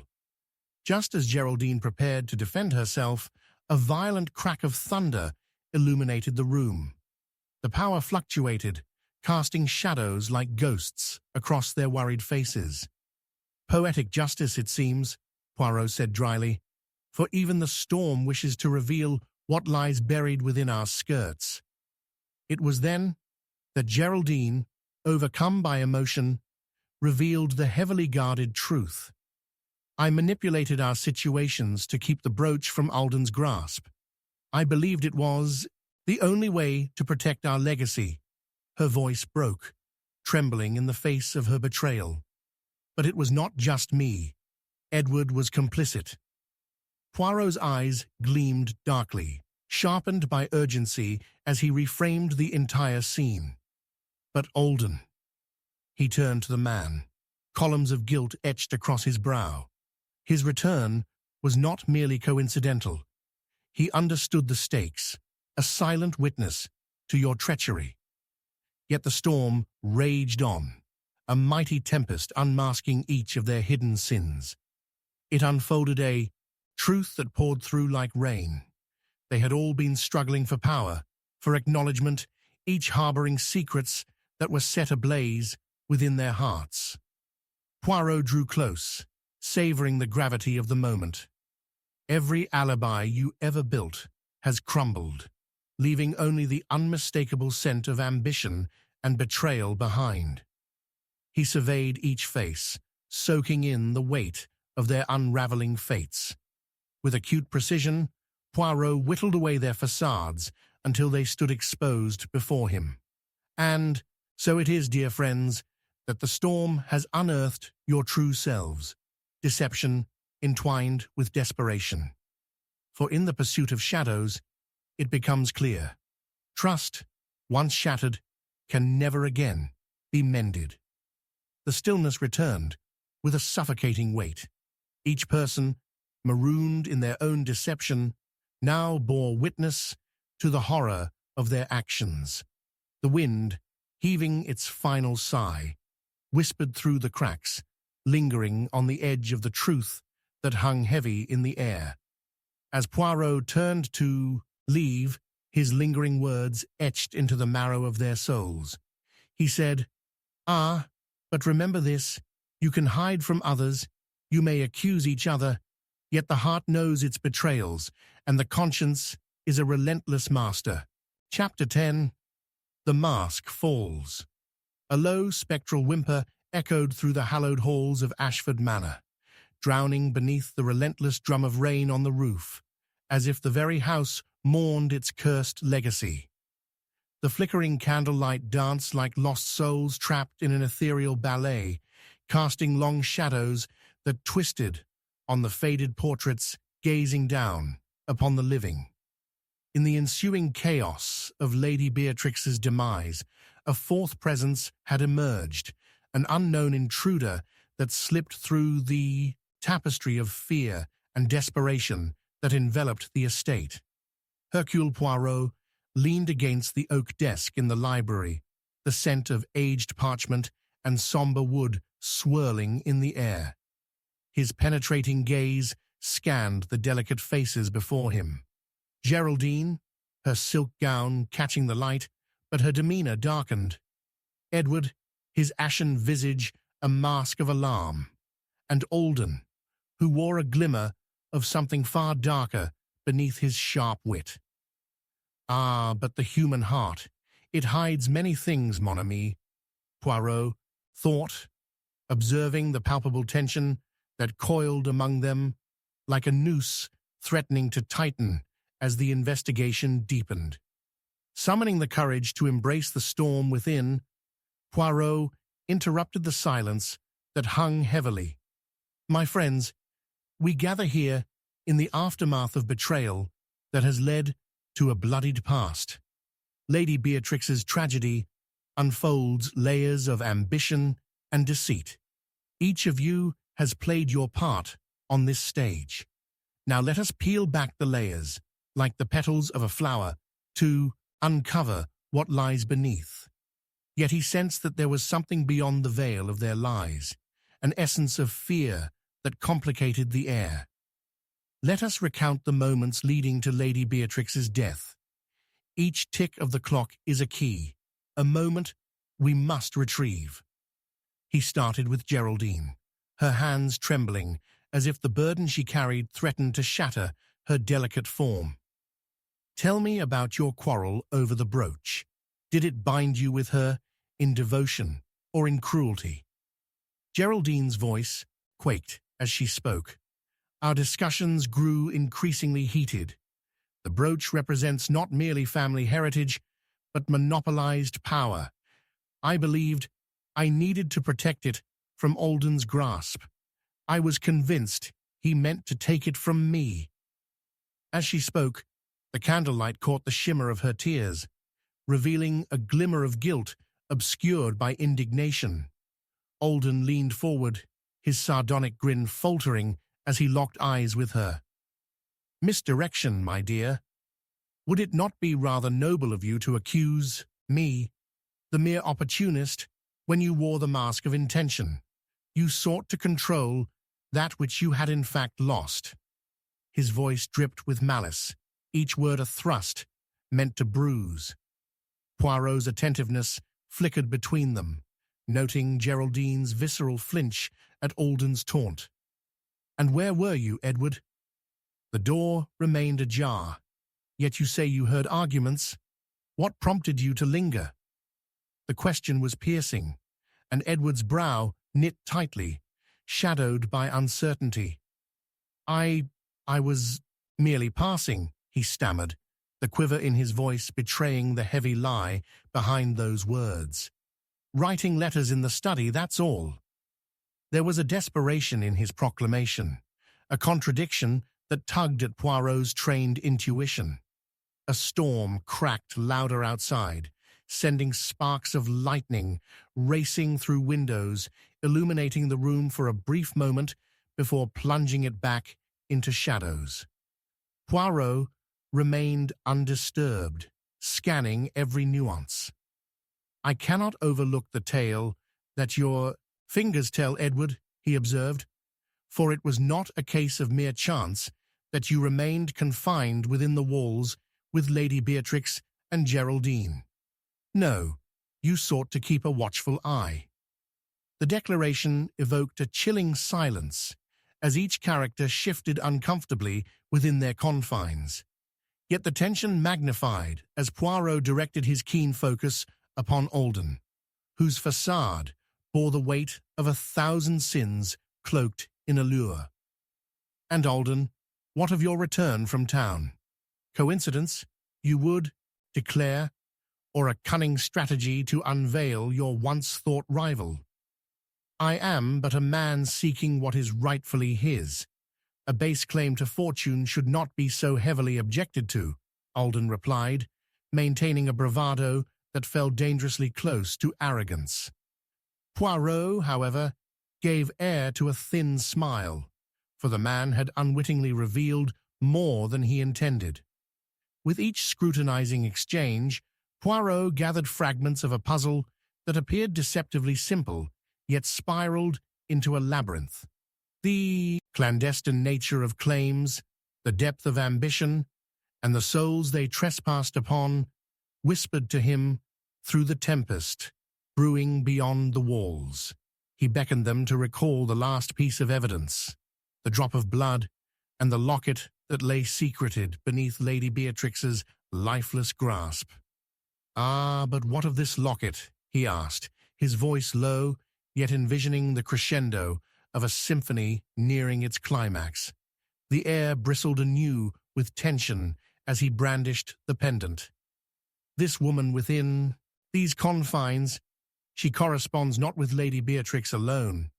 The resemblance, dare I ask, is there not a family connection beneath the weight of secrets?" It was the clamp of realization that settled over Geraldine's features like ice. I never meant for it to come to this." Her confession barely emerged, a ghost of honesty amidst the shadows swirling.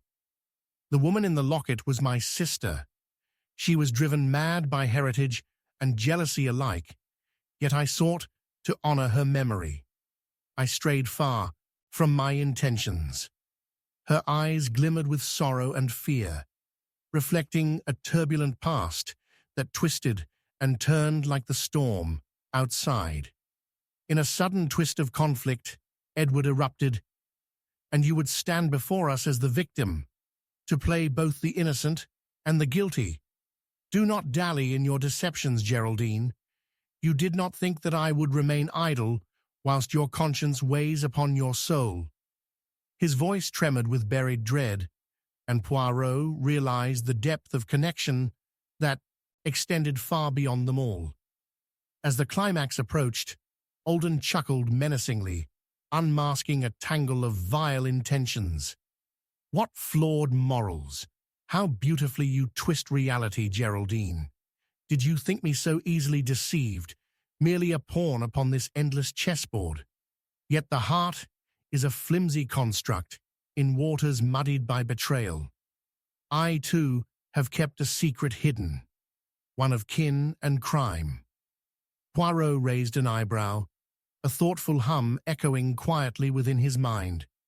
"But the ultimate truth, dear Alden, may yet lie with the depths of your treachery. What if you plotted far deeper than mere inheritance? This monstrous play lies beyond what the eye could perceive." All at once, tension released into a powerful standoff rife with truths unmasked. The deceit exposed itself like the maiden of the storm, revealing layers of betrayal adrift on seas of resentment. But it was in those very moments that Poirot pronounced the final twist with brewing mastery. "In this dance of shadows, dear friends, the truth is nothing but a fragile mask, and when it falls, what emerges are those who have suffered most. You sought the brooch in your relentless pursuit, but unknowingly you have drawn the very spectre of your demise to us." The air tightened, while Geraldine recoiled, betrayed by the realization that neither of her companions held a firm grasp on innocence.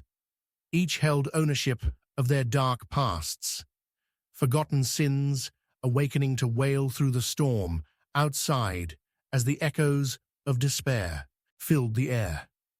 "I must bid adieu to the nightmarish masquerade that has transgressed upon us all," Poirot concluded, his voice resonating soft yet firm. "In this tragic saga, no victor stands unscathed, for the hearts entwined with treachery will always yield to betrayal, and the darkest truths shall forever remain tethered to our fears." With unyielding confidence, Poirot left the chamber, a sea of shadows scattered behind him, gripping the heavy fabric of his coat. Outside, the storm howled onward, but in the stillness left within Ashford Manor, there remained a lingering echo, an indelible mark upon the souls of those left behind. Chapter 11. Race Against Time. A scream shattered the oppressive silence of Ashford Manor, a gnarled echo that reverberated against the storm-beaten walls. It sliced through the air like a dagger, pulling Hercule Poirot from the depths of contemplation into the chilling heart of chaos, where shadows merged with nightmares, and time felt as though it had momentarily paused in fear. In the dimly lit corridor, he saw a figure, Geraldine, her face pale and streaked with tears, clutching a gleaming knife, a bloodied weapon that lay at her feet, the weight of its consequences heavy in the air. "Mon Dieu, what madness has befallen us?" Poirot exclaimed, his voice steady yet filled with urgency, as he stepped closer and surveyed the scene with acute precision. The storm outside was a tempest of fury, lightning illuminating the horror around them with blinding flashes that only served to deepen the shadows lurking in the corners of the room. Geraldine trembled as she met his gaze, her eyes alight with a mixture of terror and bewilderment. "It wasn't me. I found him like this.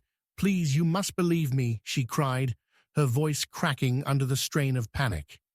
At her feet lay Edward, a thin trail of crimson, snaking from a deep wound in his side, his lifeless eyes gazing blankly into oblivion. The visage of betrayal, painted upon his face, seemed a mockery of the tangled webs they had all spun. Poirot instinctively grasped the situation, mentally calibrating the chaos around him. "Ah, but the human heart, it hides many things, mon ami," he mused to himself. Was it a cruel twist of fate? Or was this a malevolent orchestration, designed to ensnare him in a whirlwind of suspicion? The memory of Lady Beatrix's demise surged within him, intertwining the threads of ambition and vengeance that wove through the very fabric of Ashford Manor. The storm raged on, echoing the tempest of emotions in the room. Alden emerged from the shadows, his expression a complex tableau of shock and glee. What calamity is this? Edward dead? You know, perhaps I ought to be the one grieved. I had no part in this. His words dripped with an unsettling amusement, infuriating Poirot as he frowned at the man's apparent indifference. Your theatrics are misplaced, Alden, Poirot chided, scrutinizing the other man with his discerning gaze, taking in the triumphant glint in his eyes and the bewitching arrogance that lingered like an insidious spectre. The truth sprawls beneath the surface, hidden as one might conceal a serpent in a garden. How conveniently you appeared at the right moment. But tell me, what were you doing outside the study in the midst of this calamity? I was merely venturing out for a breath, Poirot. Surely one cannot confine themselves to the company of vengeful spirits all night, Alden replied, with a flourish of his hand, dismissing Poirot's insinuation as if it were but a pesky fly. Yet the heat of suspicion enveloped him. As the gathering darkness thickened around them, Poirot directed his attention back to Geraldine, whose sorrow seemed genuine, yet was shrouded in a veil of deceit. You stand amidst chaos, mon ami. What lies beneath the layers of your grief? Is it remembrance of jealousy, or perhaps the coils of insecurities? I never wished for this, she gasped, stepping away from the knife as though its presence burned her. Yes, I held resentment against Edward for his role in Lady Beatrix's death. But a murder? No, that is unthinkable. I must find the truth.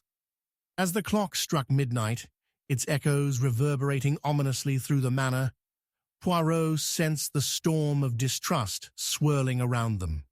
The urgency grew palpable, every second counted, and he had no time to waste. Then we shall find it together, my friends. Time, it waits for none, and the truth, once unveiled, can be but a fleeting shadow. Moving swiftly, Poirot delved deeper into Edward's belongings, searching for clues, signatures of intention, masked under mundane appearances. He retrieved a letter stained with blood, notes scrawled in desperation. A confession, perhaps? His heart raced at the thought. The name hidden among the sentences hinted at another layer of treachery well concealed. A woman, Clara, whose existence had lurked within the shadows of their lives, intertwined with jealousy and longing.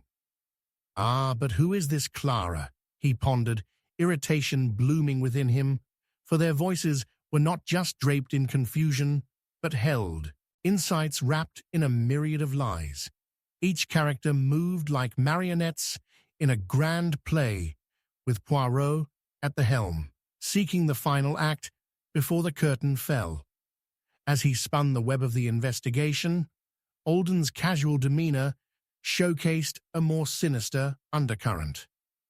Clara was nothing but a fleeting inspiration for Edward, he snorted, his laughter like shards of glass scraping against the darkened walls. He was enamored with her spectre, all whilst he toyed with the true riches of inheritance. The threads intertwined more closely than Poirot anticipated, forging a connection between the affections they all harbored and the greed that punctured their souls. But as each suspect turned upon each other, revealing bits of their minds, revelations began to intertwine with deceit, until, amidst this maelstrom of conflicting confessions, Poirot unearthed the final twist. Ah, mes amis, the crimson threads are symbolic far more than they seem. Clara, she is not merely the phantom of lost love, but the very orchestrator of this evil act. Have you not noticed? The very knife with which Edward fell bears her mark." A gasp rippled through the air as the truth settled coldly upon their shoulders. Alden wilted in realization, as Geraldine, too, succumbed to the revelation that shattered the solidarity of their schemes. Clara was indeed his sister, a cruel twist of fate governing their afflictions, and it was through Edward's ambition that she sought retribution. "Poetic justice, is it not?" Poirot declared, his voice calm amidst the raging storm outside. "In our frantic race against time, all have played their part upon this darkened stage, but only the truth is left standing." As the tension unraveled, the knife glimmered once more, a symbol of the betrayal forged by lost love. Poirot looked around the room, feeling the weight of shattered lives and broken dreams hanging heavily in the air as he uttered his final, resonant words. "Remind yourselves, my friends, truth, once revealed, cannot be hidden, for it will always seek light in the darkest of places." Chapter 12. The Final Revelation. A thunderous clap of lightning illuminated the imposing silhouette of Ashford Manor, while a chilling scream punctured the veil of night, reverberating through its hollow halls like a death knell. In an instant, the mighty storm outside paled in comparison to the tempest brewing within. Poirot stood in the center of the dimly lit drawing-room, shadowed by flickering candlelight and the oppressive weight of secrets, his heart racing as fear gripped the air. The murder of Edward had twisted the already fragile relationships into grotesque puppets, dancing upon strings of suspicion. And now, as the echoes of despair dwindled into a silence laden with foreboding, one thought permeated his mind. Truth and treachery had a way of intertwining like the wild brambles of a dark forest, and he must navigate them carefully. As Poirot surveyed the room, his keen gaze fell upon the three souls ensnared by chaos. Geraldine, still trembling from shock, clutched at the blood-stained knife with ghostly white knuckles, her once pristine elegance marred by fear and sorrow. Alden, feigning concern, yet failing to conceal the wicked flicker of delight in his eyes, leaned against the mantelpiece, his arms crossed. Then there was Clara, Edward's passionate mistress, her beauty an enchanting facade, yet her features twisted with anxiety. It struck Poirot that each of them was ensnared within their own webs of deception, woven with threads of ambition, love, and betrayal that could snap at any moment. "Ah, but the human heart, it hides many things, mon ami," he muttered to himself, caught in the intricate dance of suspicion that wrapped around them all. The quiet that followed the scream enveloped them like a shroud, broken only by the relentless pounding of rain against the windows. "I assure you both, I have no part in this abhorrent tragedy," Geraldine implored, her voice taut with despair. The knife in her hand trembled ominously, and Poirot could not help but notice the way her gaze flickered toward Alden, as if seeking validation from the man who exuded confidence even in chaos. Could her emotional outbursts be masking hidden truths beneath a facade of innocence? Poirot's impressive mind began to tick, each thought calculating the outcomes of their tangled fates. "Do you truly believe that shedding tears will absolve you, madame?" Alden interjected, his tone delightfully mocking. "We all know your grudges against Edward, yet you stand here now, playing the victim. It becomes tiresome." Poirot watched as the air thickened with tension, everyone ensnared in their guilt, laying small accusations that danced dangerously close to truth. Alden had motives of his own, motivations concealed beneath sarcasm, a desperate desire for power that entwined him tightly to Lady Beatrix's demise. Ah, the darkness in one's ambition can blind, Poirot reflected quietly, the shadows flitting across the walls, mirroring the secrets that flitted through their minds. With meticulous precision, Poirot began his investigation, drawing upon small details that others failed to perceive. He observed Clara's recurrent glances toward the knife, an uneasy trepidation masked as distraction. "Clara, tell me, what was your relationship with Edward truly founded upon? Love, or merely lust for inheritance?" The sharpness in his voice cut through her momentary tranquility like glass across the skin. Clara recoiled as though struck by an invisible force, a flicker of surprise in her eyes, hinting at deeper affections and buried anxieties. "I loved him," she replied, her voice faltering slightly as she searched his discerning gaze. "He was so consumed by his own ambitions that he forgot the heart of the matter. His pursuit of wealth led to his estrangement from those who truly cared for him." Was this a plea for understanding, or an attempt to label her innocence while justifying her involvement? Poirot continued, feeling the chaos within the walls push him further down the path of suspicion. As the night progressed, and with every tick of the clock, twists unspooled before his eyes like an elaborate tapestry of human deceit. Just then, Alden's voice broke through, a charismatic yet chilling tone masking ulterior motives. "We all have our burdens. Edward was merely a foolish boy, and I, his elder. I had every right to claim what should have been mine. Yet he squandered his chance," he retorted, a smile teetering on the edge of malice. Poirot's chest tightened as he realized the thread of desire for vengeance, hidden behind Alden's die-hard resolve and blinding laughter, wrapping him further into the fabric of misfortune. As minutes cascaded into hours, Poirot discerned the artful facades crumbling around him. Red herrings danced enticingly within reach, obscuring the path to the heart of the mystery.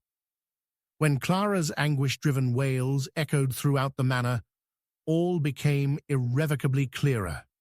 The undercurrents of jealousy, deception, and the human psyche now swirled dangerously close to the surface. It was the profound longing to search for an escape from ties that bound, which ultimately led them to the villainy that unveiled itself in so many forms. With careful deliberation, Poirot laid out his discoveries before them, piecing together the puzzle that swathed them in darkness. "Ah, mes amis, you have shown your faces, but all masks must eventually reveal their truths." A tense silence enveloped Ashford Manor as he continued. "Clara, you sought not just Edward's affection, but the fulfillment of vengeance, a cruel distraction from the void that has echoed in your being. It is this very void that leads only to betrayal." Her eyes widened in horror as Poirot's revelations shattered her carefully constructed facade, and guilt etched deeper lines across her brow.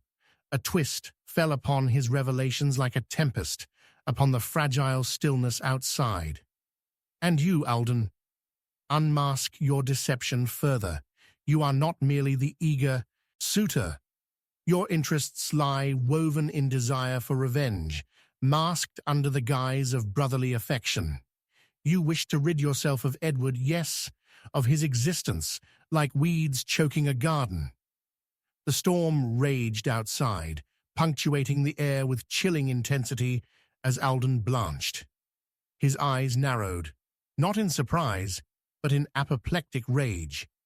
Just when it appeared that the game had been drawn to finality, Poirot advanced with a measured wit. "You, Geraldine, wounded yet forthright in truth, harbored Your vexations against Edward tied to the spectre of Lady Beatrix's downfall. Yet your emotional turmoil and careless clumsiness led to this tempest. Confusion rattled the gathered trio as shame mingled with the realization that betrayal coursed through their once sacred bonds. At the crux of revelation, Poirot stood before them, all three accused, yet wrapped in anguish as he delicately pressed his point. Every exchange, every glance shared, carried a weight far beyond human comprehension. This storm we face, all these confessions, threaded tightly by envy, crafted their own nemesis.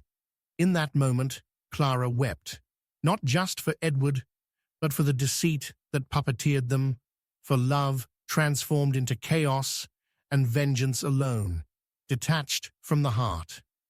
"Oh, what wretched puppets we have been," she lamented, the truth dawning heavy upon their souls. Poirot turned to them, a grave presence shrouded in grace. "Yes, we are but marionettes, yet do not despair, for within the depths of shadow lies a solemn truth, one that, if unearthed, unfailingly seeks the light. So long as you remember, dear friends," he pronounced slowly, each syllable steeped in gravity, "truth, once revealed, cannot be hidden. It will always find light in the darkest of places." As the rain battered the manor once more, the true turbulence of their souls intertwined seamlessly with the spiraling gusts of wind outside, an indelible reminder that the dance of darkness, intrigue, and revelation had etched its mark upon them.